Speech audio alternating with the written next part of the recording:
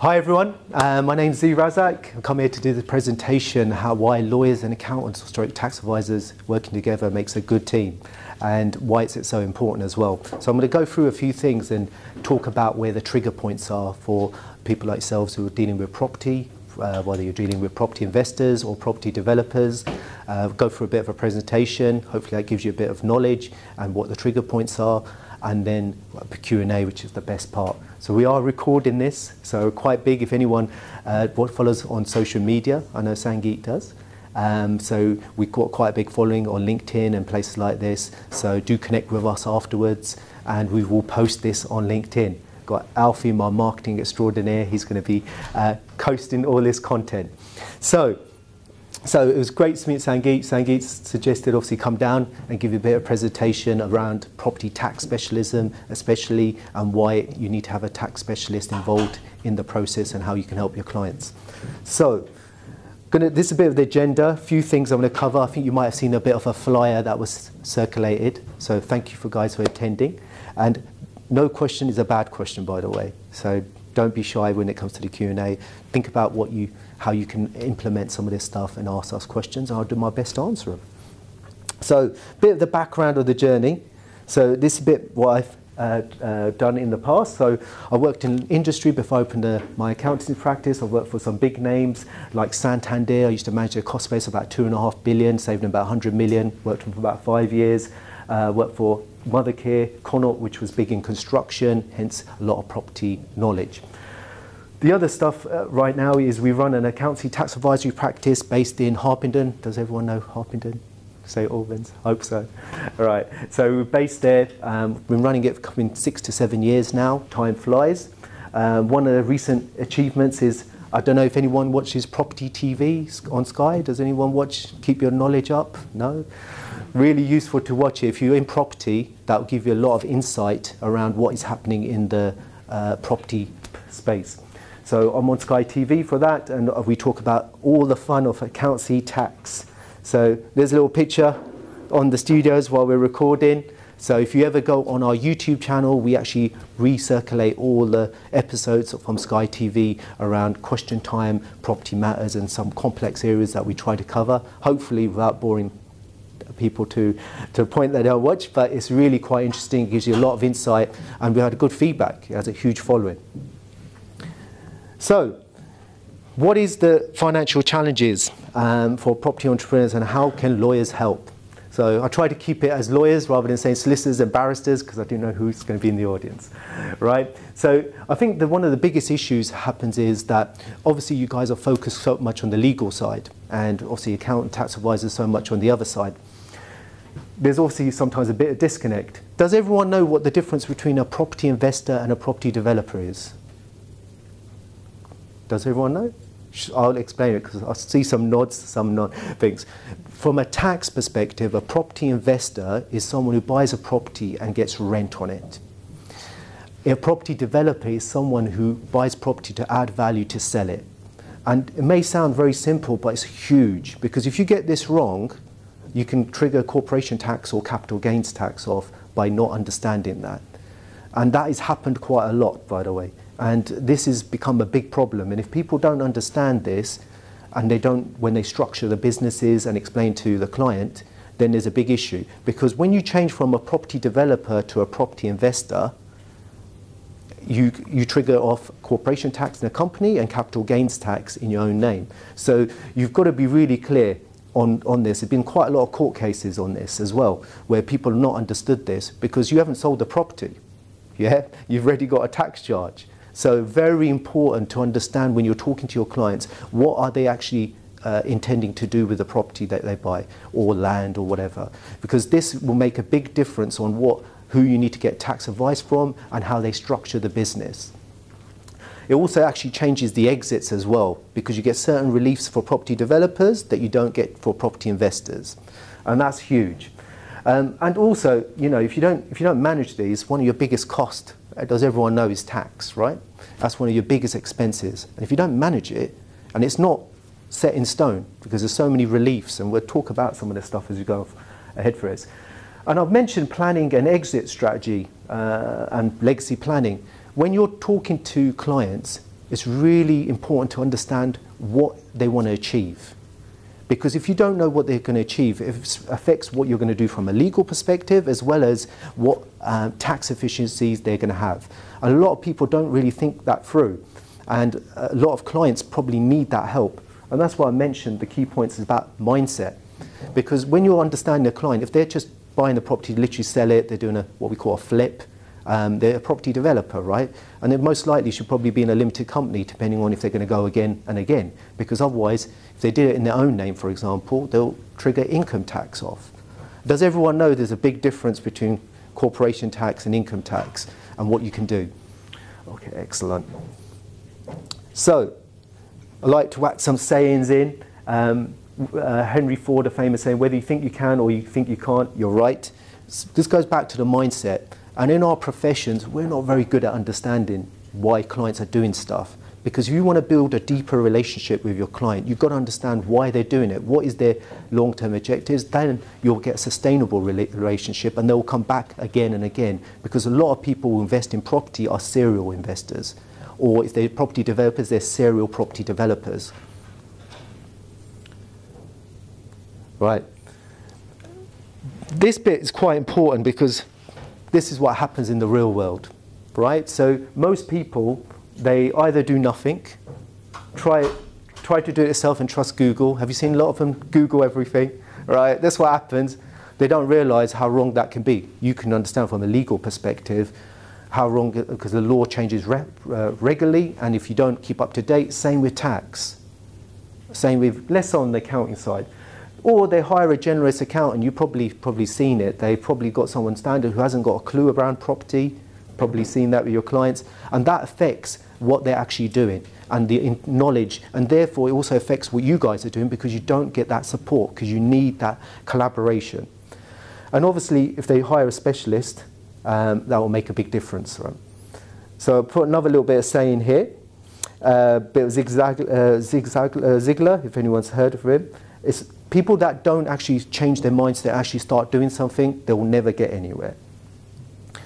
Right. So I wanted to get into some of the legal stuff. As a lot of people done partnerships. Hands up, done partnerships. So your name? Lytton, Chair. Lytton. Lytton, yeah? Lytton. So partnerships are a very good way. So when you see clients with properties in their own name, you probably see that a lot. They've bought properties, they become an accidental landlord, and they're having a lot of havoc. Because basically from a tax perspective, it's a big problem right now. Does everyone know about Section 24? I see some nods. I'll explain that. Section 24 was a change in how investment property income is taxed. Now the interest is no longer fully deductible. So it's knocked a lot of people into higher rate taxpayers. And a partnership is very, very, very useful, especially when they're married.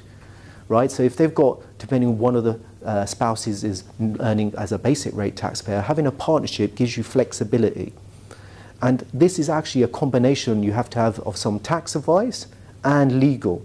And I've put some aspects how below, because you've also got an inheritance tax benefit as well if you do it properly. And the bit where I was going to mention here is a lot of people don't actually understand this. And when I spoke to a lot of solicitors traditionally who are doing this, they don't actually understand what has to be done here. So if they've got joint tenancy, for example, that's not really going to help in this matter because as everyone knows probably, joint tenancy, if I've got this room, I own every square metre jointly.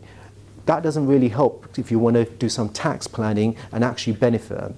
So what has to happen is you have to sever the joint tenancy and then put into tenancy in common. So that's obviously legal work that needs to be done. Then what you have to do is move the beneficial ownership into a partnership. And the reason why we do it this way is it gives you flexibility because normally the default position of property is that it's 50-50 for buy-to-lets. It's 50-50 ownership. That causes a problem. If one person's a higher rate taxpayer, the other one's a basic rate taxpayer, we're not using the benefits. By just doing that aspect, you're making a huge value. Please do review the mortgage terms and conditions. Does everyone know why they should review the mortgage terms and conditions before they do this? Anyone? It might be a breach of that deal. Absolutely, because 95% of lenders have no problem moving beneficial ownership. They issue in legal ownership, i.e. who's on the title. But the problem is the ones that, there's the odd ones that are pain in the backside, let's be honest. They've got it in there because they want more money. And that could cause redemption charges and probably offset the benefit of doing that. So you do need to review. So this is where you need both combination of someone who understands this, who can set up the partnership. You might have noticed I haven't actually put a partnership agreement. That isn't compulsory. Yeah, it's up to the person if they want a partnership agreement. The deed of trust to move it and do the beneficial ownership, that is required. The other thing I haven't mentioned here, but you do need a review of the taxes, otherwise there's some tax implications of this if not done properly. Does anyone know if you've got mortgages, what happens? Does anyone know? So if you've got a mortgage on a property, even if it's husband and wife, right, you can't gift debt. That actually triggers stamp duty land tax off. So you have to understand what you're actually gifting. They may have, does everyone know between husband and wife there's no capital gains tax? Yeah? So there's two parts to it, selling and buying. So even when you gift it, and there's actually an inheritance tax potential issue as well. Husband and wife less so, but if you've got other people, like if it's a brother and sister or other members of the partnership, you have to take that into account as well, because the inheritance tax could be a double whammy. Yeah, because if you gift something, it's still part of your estate for 7 years. Yeah, so really thinking about this, and this is what I call basic tax planning. Pretty much most people where they've got this issue of income, they can redistribute and therefore get the full benefit of tax on interest. Is everyone following us? Can understand why that's beneficial? But as you can notice, it requires the legal profession as well as an accountant tax advisor who understands property. Going to go for some other ones. Now it's going a bit more up the scale. Does everyone know what CPSEs are? I hope so. Commercial Property Standard Inquiry Forms. Right, so this is one of the biggest issues in my profession and in the legal profession. We do not review it. And Sangeet will know, because we've got a little example that we've done recently. You've got to get a tax advisor to review it. And I've sort of put in some of the issues that come up. So when you get the client and they're about to buy a property, commercial property, right, you should get from the previous, well, the vendor, from their solicitor, the CPSE, because it logs all of this stuff, the stamp duty, land tax, VAT, and the fund of capital allowances, which we'll touch on. And this needs to be reviewed. I've sort of mentioned some of the stuff that can happen. There's loads of reliefs from SDLT on a lot of different types of property and what it's used for. Really important, and what it's being used currently for as well. And it's one of the most complex areas of tax at the moment, and it's moving at a fast pace, because you've probably seen all these agencies who say they do SDLT and they disappear very shortly after, because they don't really understand the legislation. They're using it just as a sales. So you need good, proper tax advice on that. The other bit is VAT, which is probably the bit that scares a lot of people, because they don't understand VAT is one of the most complex tax. Does everyone know that? Yeah, but there's so many reliefs, and it's understanding. I've mentioned a couple here. Has anyone used transfer going concern, 1614A? Yeah, that's what a transfer going concern is. It's not always applicable, and I'll give you an example when it's not applicable. Imagine you're a tenant in this building, and you were the only tenant, and then you go and buy the building, right? Even though you're paying rent, you can't do a TOGC. And what will happen is, let's say the property was £1 million, right, net before VAT, you would end up paying 20% VAT. It'd become 1.2 million. Yes, you can claim it back if you're VAT registered, but you're going to pay stamp duty land tax on the 200,000 as well. So it's that you can't claim back. So understanding VAT on transactions is so important for commercial property that have opted to tax. As everyone's seen, when you ask for the opted to tax form, that normally is in place for 20 years. I don't want to get into, there's another aspect of capital goods scheme which is quite complex. That's when you put stuff into the properties, that has its own set of rules and a whole lot of fun. VAT is a lot of fun, but it's a lot of opportunities there. And if you can identify this and say to the client, look, you need tax advice because there may be opportunities. The other one I just will go into a bit more detail about is the apportionments. And we had this fund recently where you're buying a commercial and a mix with residential. There's case law on this very recently, which is very advantageous, and it's going to help someone quite a lot very soon. And because you can do different things with the claim for SDLT as well as VAT, because they're very linked. The last one I want to mention, does everyone know about the fun of capital allowances? Capital allowance, do you know what they are? Anyone? I know Sangeet knows. Right, capital allowances are when I buy a property in the UK, if it's a commercial property or a property used for commercial use. So it can actually still be a residential property for service accommodation, furnished holiday lets.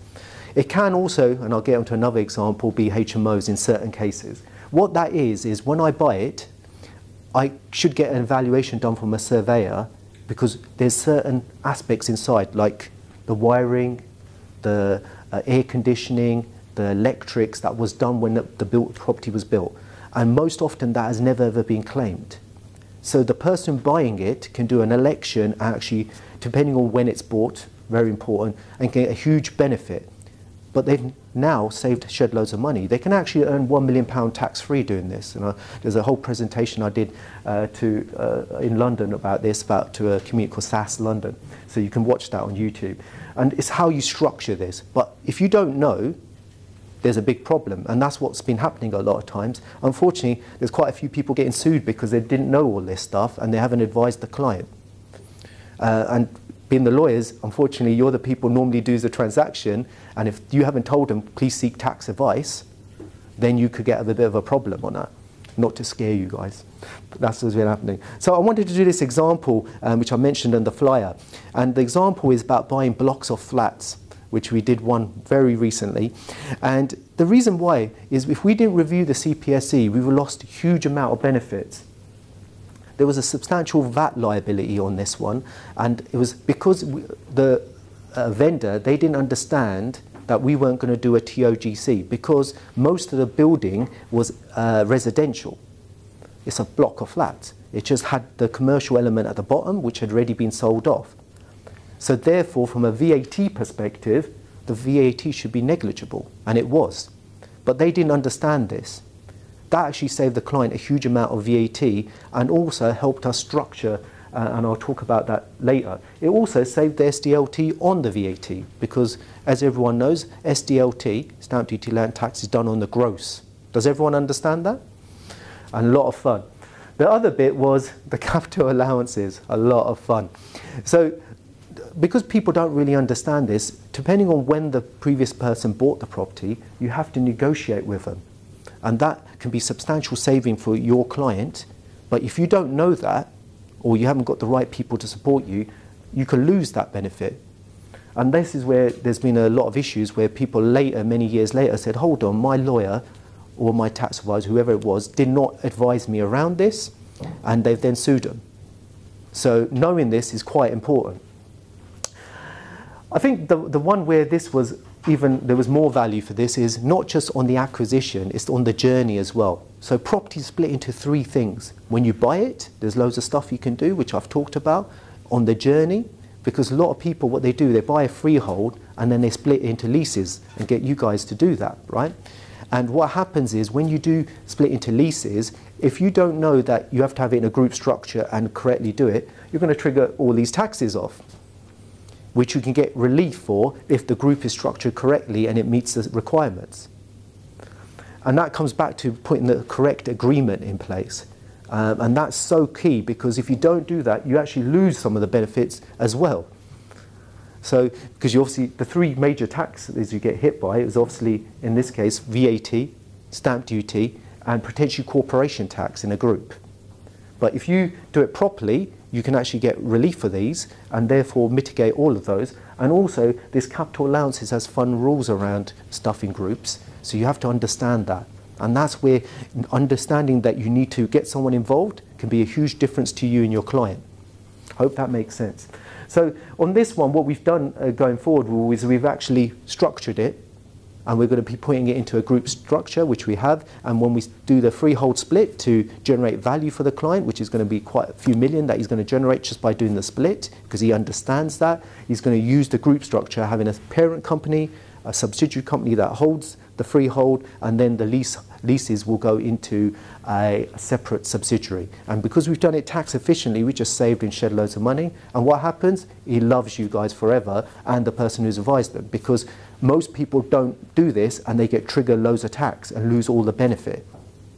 Yeah, you can see there's multiple hits on the acquisition and the journey.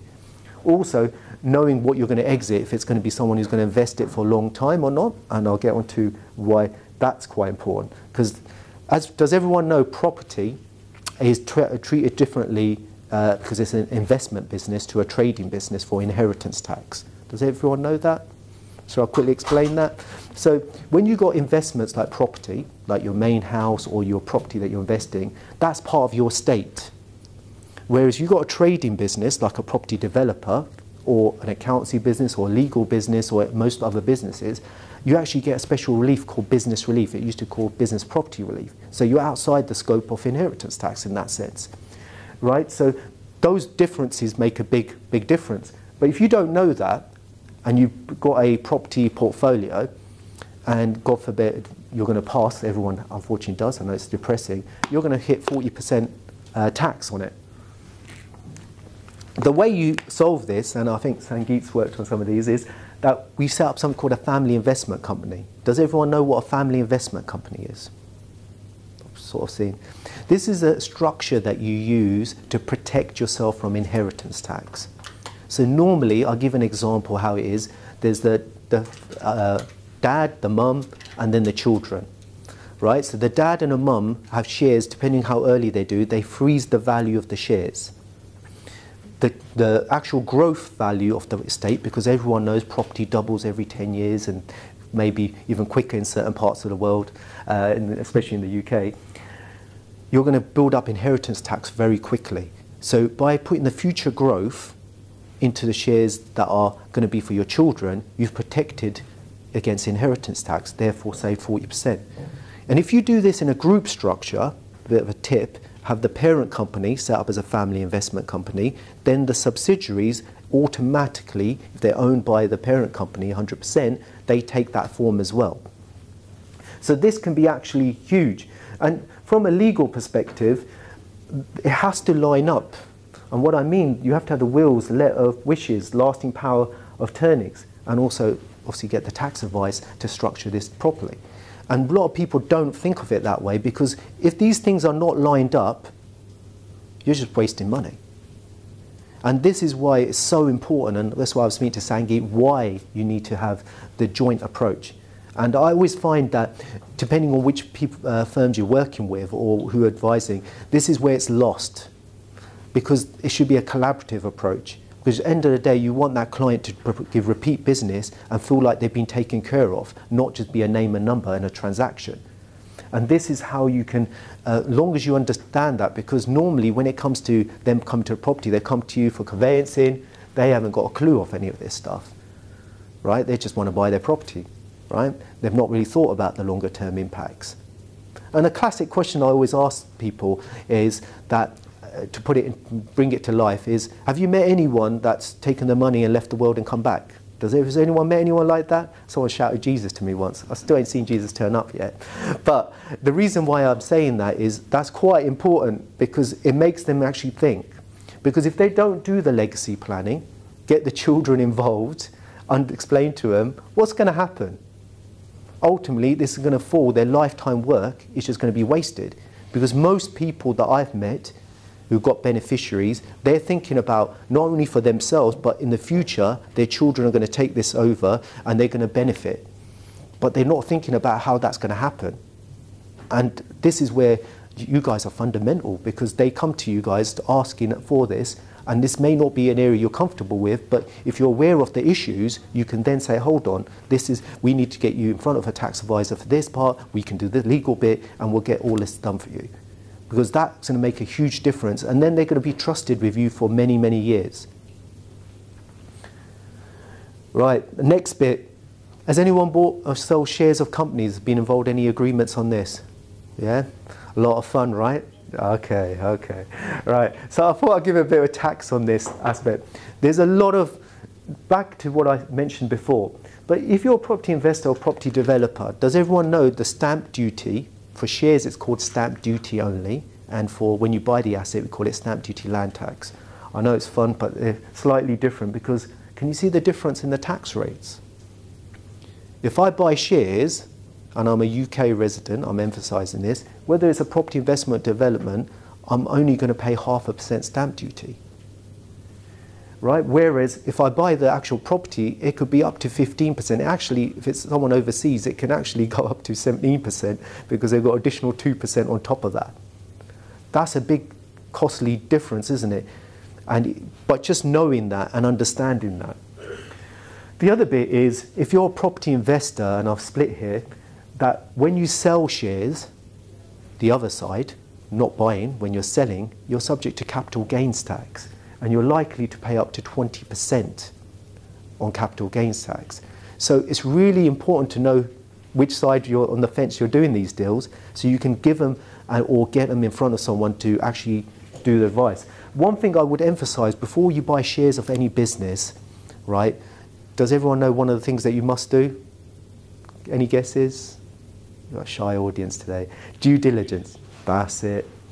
Jen's got it spot on. Right, sorry, Nitin's got it spot on. Due diligence, because a lot of people don't do the due diligence. That's where you need an accountant to review the numbers, who understands how to review property businesses. Because what happens is, if I go and buy the shares of business, I'm buying all the assets and liabilities of that business. And if I don't get that reviewed, right, I'm going to get myself in some problems. So that is the way up of what you need to, why they need to speak to a chartered accountant, stroke tax advisor, because they need to be able to flip between those two professions, because they are different, even though they sound like they're the same.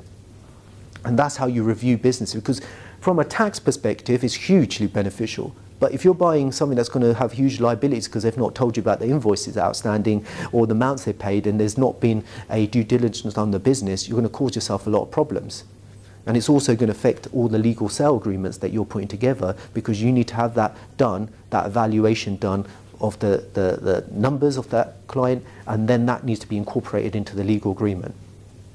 The other bit I wanted to talk about, this is more the sexy side of it, is the property developers. As I mentioned, they're trading businesses, right? And if they're trading businesses, the benefit of property developers is that they can actually pay 0% CGT if they structure it correctly. And there's something called substantial share exemption they can take advantage of, because trading businesses are treated totally different to property investment businesses.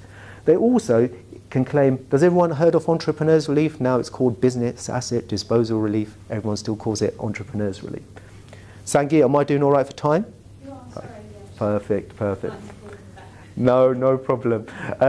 Because I haven't got a phone near me, it's recording. So you can actually claim entrepreneurs relief if you sell the shares of the business and you want to actually get the money back. When you claim substantial share exemption, you can only do that on a parent company holding company basis.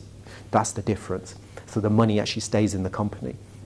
You actually pay no corporation tax, anything, with substantial share exemption. Love that.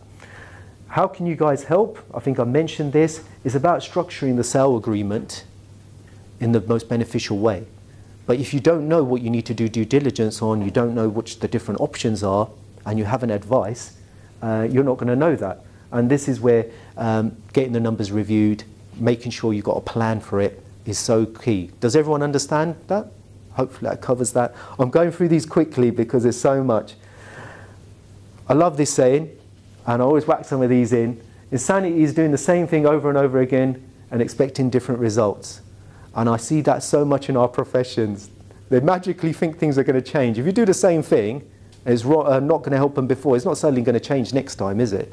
So invest in knowledge, hence why Sangeet's got me here speaking, and hopefully it's adding value. Right, this is me. When I say about knowing your stakeholder, this is my family, my wife, my mum, my 2 kids. We went to the old fireworks. And the reason why I'm putting this goes back to the mindset of the client. I know this is not something you guys may be familiar, but if you don't understand why the client's doing that, you don't know their why. This is the conversation when you're doing your fact find, you've got to know it. And for me, property is one of the best asset classes, because if you want financial freedom, and everyone always talks about financial freedom, but I mean real financial freedom, do a podcast for this. is that you need to understand property and how to structure it for now and the journey. So I think that's pretty much things. I'm going to do the bit of a conclusion here, right? I think you probably understand why getting tax advice is quite important. And working it with yourselves, making sure you understand the legal aspects, which you guys obviously specialise in, and then knowing when to get the actual right advice. Also knowing when things are ethical and correct, because as I said, there's a lot of schemes out there which are not ethical, and I've seen a lot, especially on stamp duty, and you've got to be very careful because a lot of stuff, there's even a recent court case where one of the organisation that's quite well known, I'm not going to mention their name, has been given advice which is not correct, and many in the industry from a tax knew that that wasn't going to work, right? So it's really important knowing that. And also, as I said, most accountants are probably generalists. They're not really specialists in this area. They're not really tax advisors for property, and therefore they will not be able to give you the advice or give the client the right advice. And this is why you need to seek specialism. I always put it this way: when you turn up to the doctor, right, and your GP, and he says you've got a heart condition, and you're like, oh no, God, this is not good. You don't expect him to say, change the uniform and say, jump there, I'm going to start operating on you. You'd be like quite horrified, wouldn't you? You'd be saying, hold on, mate, don't you need to refer me to a specialist who's going to do that? Why is tax different? I never understood that one, right? Because it's the same thing. And it's so important that you get that right. So, can I have a little drink? I know there's a few stuff there. And get ready for the Q&A. Because I think this is really, really important. And I honestly mean there's no silly questions, because believe me, I've been asked everything under the sun.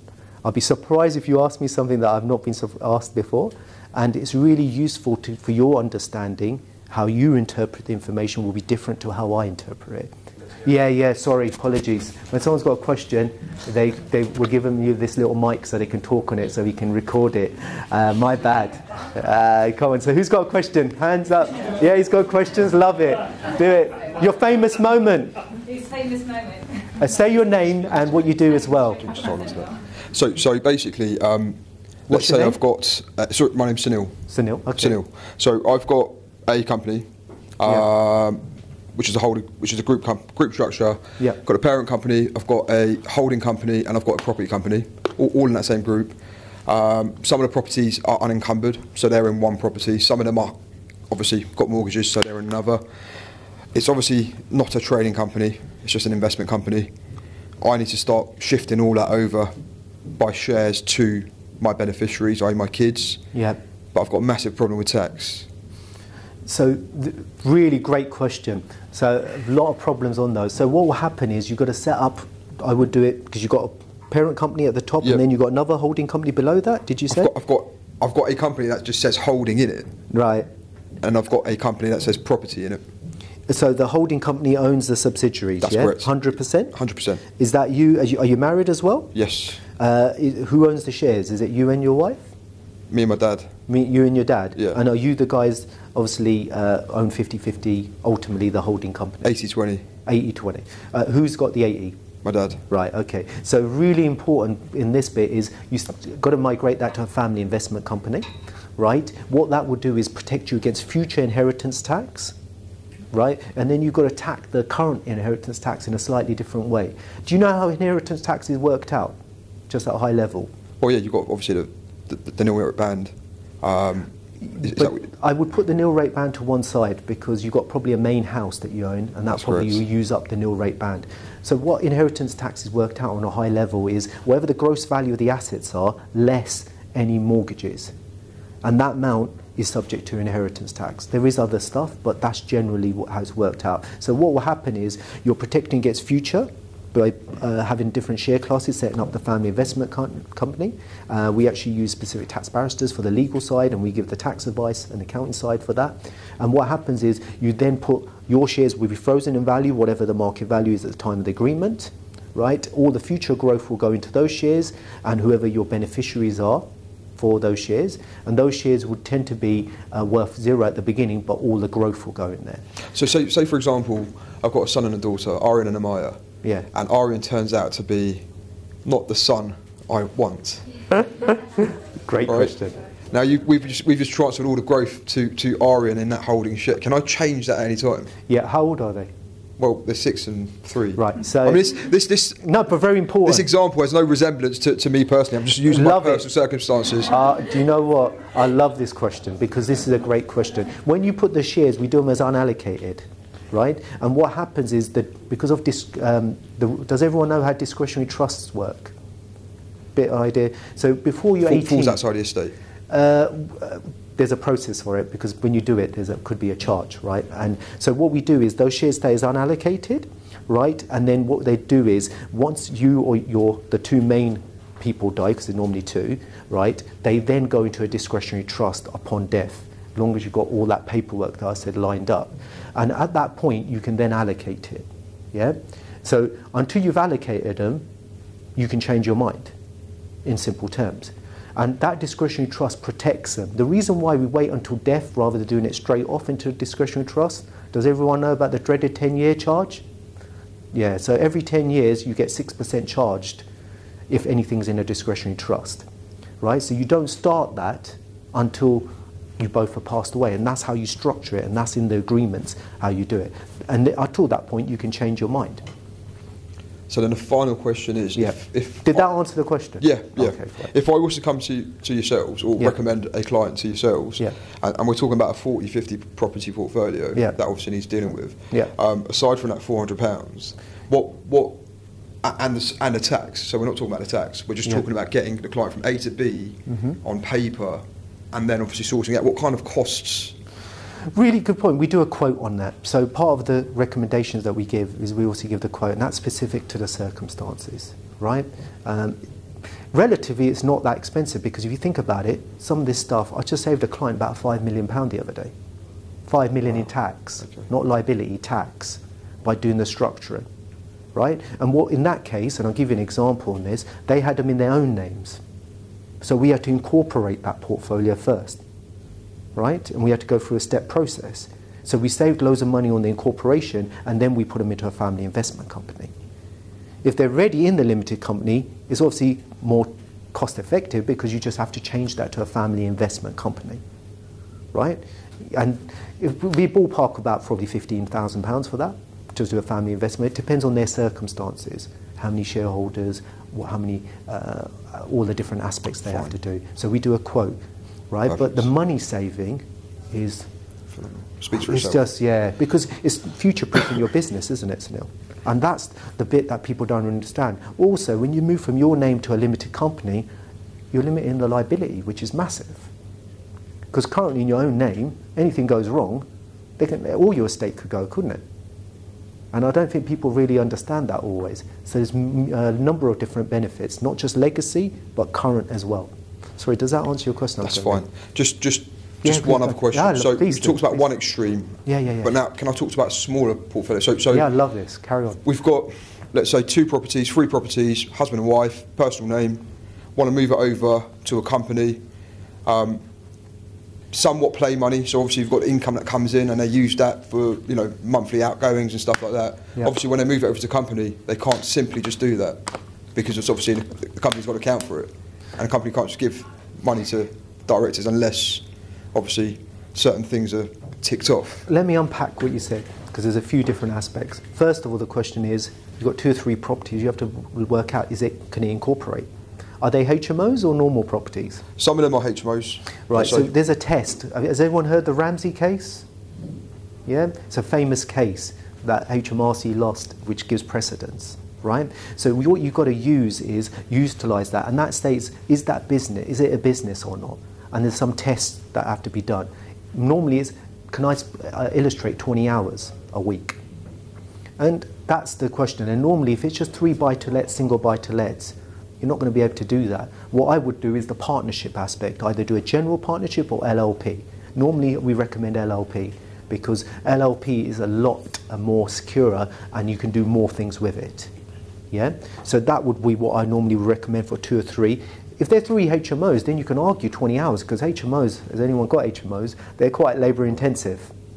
Yeah, so we have to do an evaluation, and part of that consultation is to do evaluation. What is their longer term objectives and what can we do? Because if we incorporate and it doesn't meet the criteria, So if it was in their own names, they'll get hit by stamp duty, land tax. That's going to be quite excessive. And they'll get hit by corporation tax. Capital gains tax before it gets in the company. So in order to mitigate both of those, we have to do the 20 hours or more. That does under Section 162. That actually defends you against corporation capital gains tax because you get incorporation relief. And if it's through a partnership and you've done 3 years, you've got to make sure it's done correctly. That will mitigate stamp duty, land tax, zero.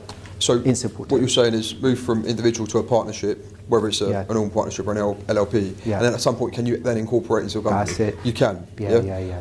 So no, that's it. That's fine. Perfect. But also another good point on that is when you've got the LLP, you can mitigate your inheritance tax, right?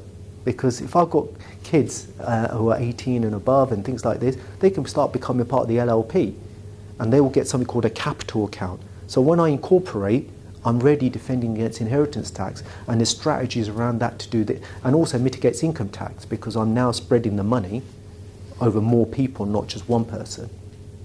So there's huge benefits if you structure this and actually get the right advice. I hope that makes sense now. Yeah, so the last prong is basically using money on a monthly basis from the property income. Mm-hmm. Can you still do the same in an LLP?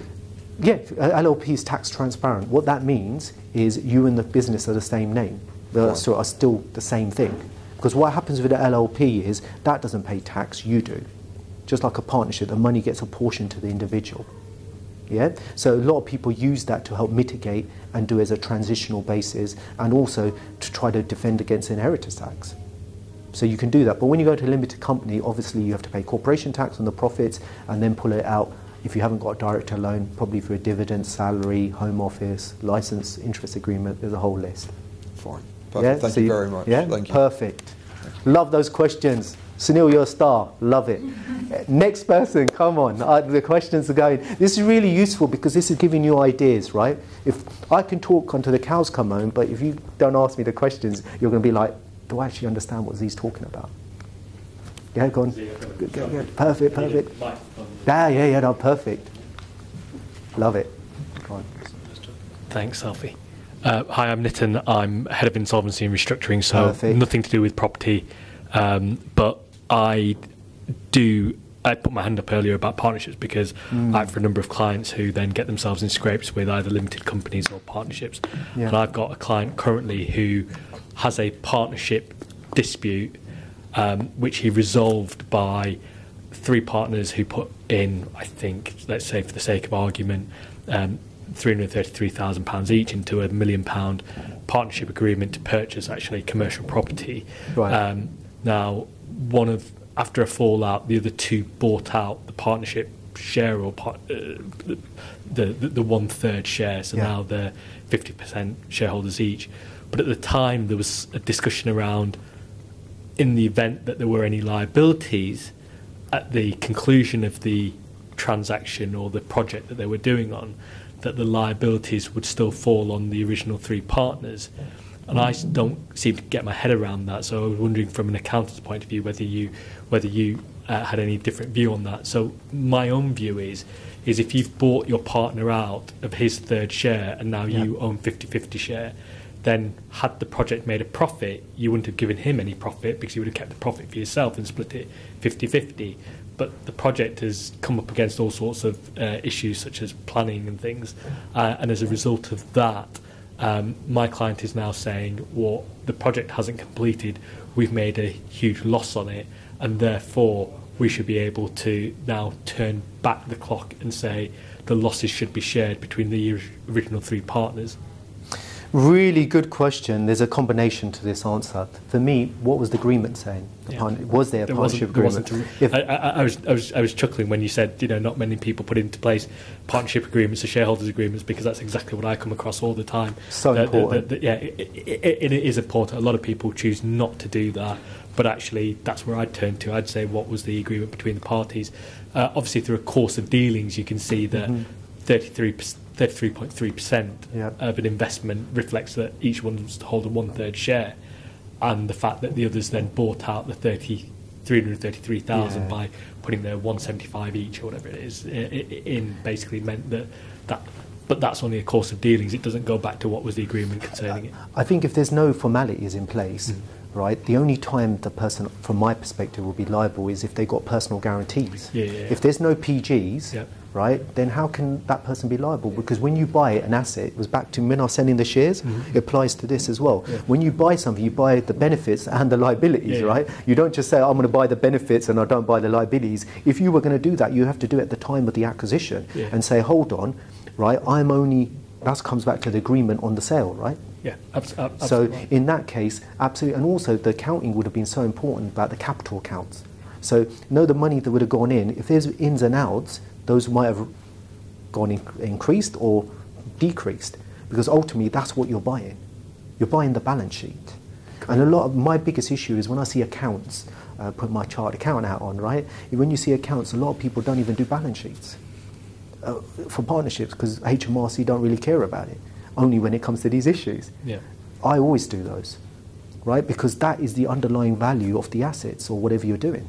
Yeah, because the liabilities and assets on the balance sheet, they're not in the profit and loss, are they? Profit and loss is purely for income tax.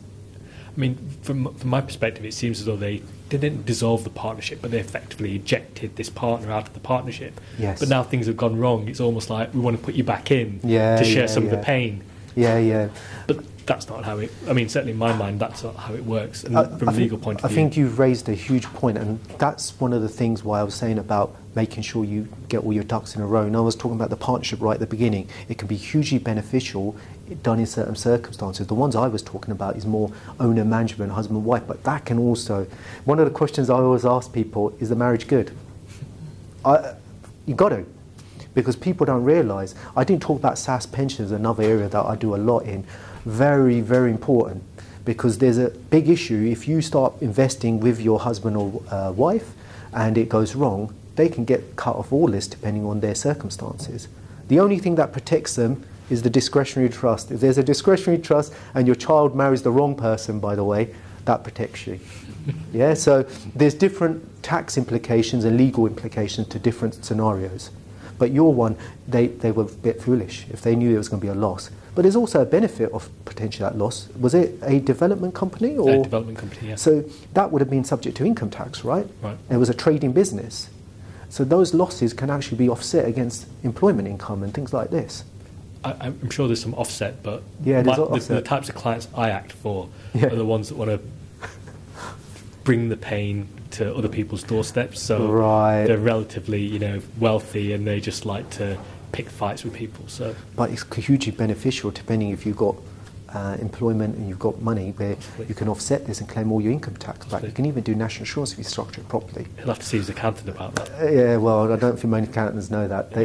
That's tax knowledge rather than accounting. It's a combination. But it's really important because everything has a benefit if you know how to use it in the right way. That's the beauty of our tax code. Hope that's answered the question. Fantastic. Got any other ones? No, okay, thank you. Anybody else? Come on, Jonathan, you ask a question. I know you got some. You've been looking at this stuff. You got any questions on top level that you might want to ask? Well, do you want to give him the little mic, please? Thank you. Thank you. Come on. As I've been put on the spot. Love it. Family investment companies. Yeah. So if you've got an existing portfolio in a company, what are the tax implications of trying to turn it into a family investment company? Because it all sounds too easy. No, the tax implications are that your future inheritance tax, the benefits, there's no implication because it's ready in the structure, provided you're going to put the future growth. Yes, but if you've got parents with a investment company with a large share portfolio of properties, and you're trying to get the future growth to your children, it doesn't help with the existing properties. A really good question, and I said you have to attack it in a different way.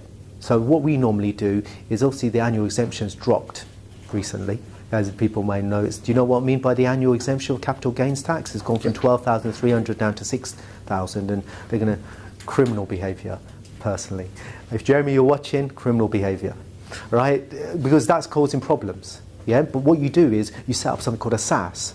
Do you know what SAS pensions is? It's slightly different. I was going to cover this, but I thought there's quite a lot on the content. It's a self-administered pension. Small self-administered scheme, very important tool. That's your best friend, right? And now it's unlimited. It used to be limited at 11.8 million if you had 11 shareholders. So what you can do is, depending on the cash in the company, you can invest it into the SAS and then loan it back, or half of it, or use that money. So that's another way of actually diversifying your income, protecting the income, and protecting against inheritance tax. That only gets the money that you have got in the company into being available to invest under that structure. Mm-hmm. It doesn't do anything about the existing property portfolio. Let me answer that. Really good question. When I said how inheritance tax is worked out, it's worked out gross assets less debt, right? So most of these people got huge amount of equity, haven't they? So they can restructure the business, reduce their inheritance tax in the business through debt, provided it's funded correctly, and use that cash to put in the pensions and get a corporation tax saving. With a SAS, if you've got 2 or more members, you can do something very unique which you can't do as an individual. You can do something called unallocated contributions. That can go up to $500,000. This is quite advanced for this conversation, but there's a lot of things you can do because you've got to understand how the taxes are worked out. So therefore, in most cases, you can mitigate inheritance tax. Yeah, so it's a combination. Family investment company, stop the clock, then attack the current. So I've given a huge amount of tips there. It's changing your mindset around how you deal with it. Yeah, and this is what we do. So when people understand all this, you can be beneficial. The bigger problem normally I find is when people have got mixed properties in the same portfolio. So what I mean by that is, and I did mention, I did an episode on Sky TV about this, so anyone watches YouTube, you can go and see that. What it was covering is the different property strategies. We've talked about commercial and residential, but residential has probably 4 types of properties. There's more, but 4 common. Buy-to-lets, when you rent the whole house out. Yeah. You have HMOs, households of multiple occupancies. Then you have service accommodation and furnished holiday lets. The last 2 are vatable. And they have total different tax rules. But people interchange between them without even knowing. So what ends up happening is we put a group structure, we split it up because of VAT. You don't want them all in the same thing because you have partial exemption VAT. That is the bigger problem, I find. And also the exit rules for service accommodation and furnished holiday let are different because they're actually considered trading for capital gains tax, not inheritance tax. God knows why. There's been a few cases on that. But knowing all this stuff and being able to structure is so important. Overwhelm everyone with tax, but it's knowing what you're doing and actually understanding what people are doing, what strategies. Because I've got some clients for celebs and property entrepreneurs, and they give a bit of advice around stuff which they don't really always know the output of, right? Because tax, leave it to the specialists, and then get the advice, because that's going to save you probably, in some people, millions, depending how big you've got a portfolio. Have I answered the question? I thought so I'll give a bit more insight. Did that make sense? Yeah, I think it needs a lot more detail in it too. Yeah, it's planning and understanding their circumstances, doing an evaluation. Yeah, I'm talking at a high level here because there's so many variables to people, but you can do a number of strategies. So you can mitigate the current IHT, and that's over a time period, but you can stop the future IHT right now by setting a family investment company, and it's so important. Does that answer your question? Okay. You got any other questions? Oh, anybody else? I'm expecting one from Sangeet now. Anybody else questions? I think we had enough for the last couple of days on our transaction. That was intense. Yeah, give me it. Yeah, no, love them. Honestly, guys, don't be shy. Honestly, this is your chance.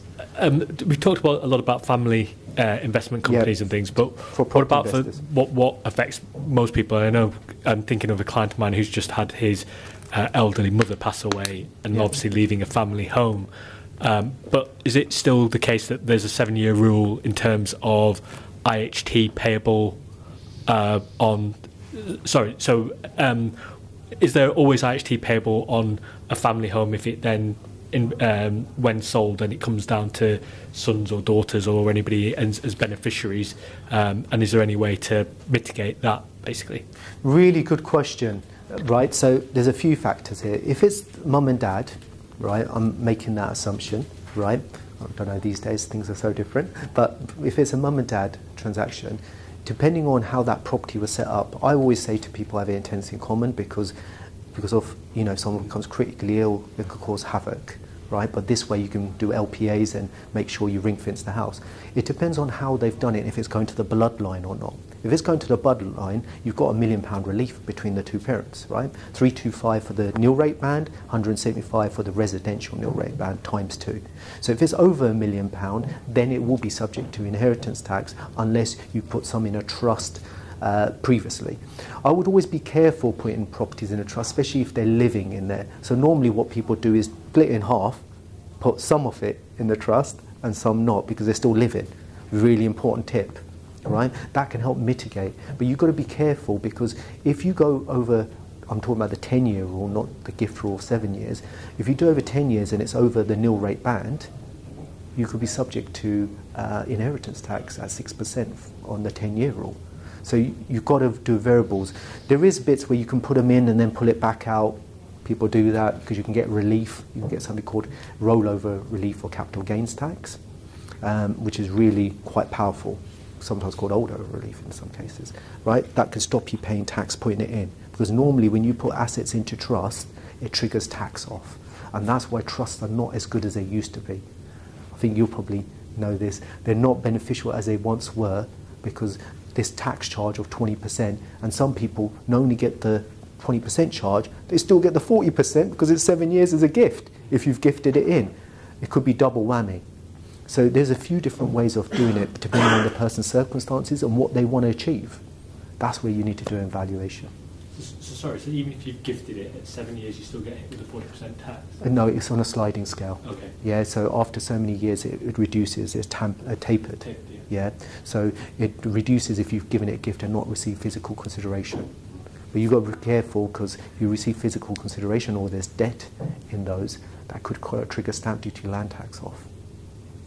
Yeah? So you've got to watch out for reservations of benefit, because that'll bring it back into the estate anyway. If you live in it and it's not intensely common and you haven't split it on, it's a gift with reservation. It's not taken out of your estate. So where you have the classic, which Jonathan rightly mentioned, is that where you've had someone who's still living in the house, they see through that. So that's why the tenancy in common and being really clear is so important. It can be hugely beneficial. Does that answer your question? Great, thank you. No problem. Anybody else? Oh man, I can't believe shy lawyers. When did this happen? My sister's a lawyer and she's not shy at all. No, seriously guys, has anyone got any other questions? Sangeet, you got anyone? You sure? Perfect. Thank you guys. If there's any other stuff, we'll leave our details, we'll put it to Sangeet. Hope you found it useful. Sangeet was like, please come and have a chat with you guys, and sort of give you a bit of insights where the legal and the tax and accounting system is so interlinked. It's unbelievable, but a lot of people don't really see it that way, and hopefully this is giving you a bit more clarity why probably look at it that way and see how you can help your clients even more, because they come to you guys are like ourselves, trusted advisors, right? There's very few professions that are actually trusted advisors, and our professions are that, but we don't seem to talk enough, and we don't then give the end-to-end benefit. So hopefully this is giving you a bit of insight. I should put a bit of context, because most of you know, it's that deal recently on there, because it was multi-commercial let and residential, capital allowances, VAT. Obviously, if I didn't, and this is mainly for juniors, if I hadn't looked into that and advised my client that they need specialist tax advice, I'm open to a claim. Hence why Zee's been involved, and he was involved with another one that we got back in October last year. If you don't pick up on this and you don't get the specialist advice, you as lawyers are open to negligence claims because you didn't advise them that they needed specialist advice. Same with stamp duty. You go to a certain extent, and then it comes to a point where it's complicated. And if it comes back and you didn't get the correct advice, you're open to a negligence claim. So Zee involved on that throughout the deal. Clients are very happy because he can see it quite regularly, but also I've covered myself off, and not just that, go one step further, getting the advice, but there are provisions that go in the contract, so you need to know. That's why I had Zee come in, because there's special CA provisions, capital allowance provisions that go in section 1A, elections that must be in the contract. Your contract has been drafted in a certain way, and you've got to run it by the tax specialist, so they've actually seen it, and they've got the right provisions, because later on, that is what you're relying on post-completion. That's what you're going to enforce along the way, if it's binding in contract. So this is just from the property side, but obviously we were trying to cover different areas. We do so many areas, so I was trying to touch on probate and whatnot. It is a very snippet, but it's an introduction that if you ever need to get your clients some advice, you're not sure where to go, obviously here's the point of contact. So that's why I thought we'll do this seminar, so you've got an introduction. So you've got to think about these things as lawyers beyond just the standard transaction. So you've got to you're always keeping a finger on the pulse. I think Sangeet makes a fantastic point. The bit that I've seen a lot, and unfortunately it's been more the legal profession being sued, is capital allowances. So where people have not done it and people lost, you know, in certain circumstances, it could be hundreds of thousands, if not millions, because you can claim up to $1 million on AIA in the year it's done if you're not doing it properly. AI is annual investment allowance. And this can be huge. And if you don't do it and you miss that opportunity, especially depending on when the person who previously bought the property, because the rules change, you're going to be someone they could come back to at any time in the future, not to scare you. So just saying to them, look, I think you need tax advice. You're buying commercial property or you're buying a portfolio, you're doing these things, get some tax advice because you're minimising your liability, but also the client in particular, that client, a lot more happier, right? Because they're like, my lawyer, my tax advisor, stroke account actually talked and it saved me loads of money. In that case, it's probably a 200 grand saving, 150, 200 grand cash saving, which is massive. And that's because what we're going to still do with the SDLT side as well. But that may not have happened. And then also the structure, what you're going to put it in, what's your future plans. And this is not something you guys will be thinking about because that's not your expertise. But you need to have them in the legal agreements, because if that's not there, then us lot can't even do anything because it's done. And then it's going to be who advised me on the transaction. So it's quite important, and it's also really beneficial because the clients are happier then, aren't they? They're like, I've been taken care of, and they're going to come back to you because they're normally serial investors, serial property developers, aren't they? That's what normally happens. Perfect. Thank you. Thank you. No problem. Thank you, guys. Yeah, thank you. Thank you. Everyone help yourself to questions, and I think we'll wrap up from there. Please do connect with us on LinkedIn. If you're on, are you all on LinkedIn? So I'm a bit of a LinkedIn addict. So Zee Razaq, put that in. There's only one of them on LinkedIn called Zee Razaq. So connect with us. We put content on there every day. This will go on there. So Sunil, all the people ask questions. You'll we got a huge amount. Probably get about 3,000 to 5,000 views a day, to be honest, on our post. So we try to give a bit of a mix, not just bore people with tax or anything like this. We try to give about business and mindset because there's so many aspects to be an entrepreneur. Excellent.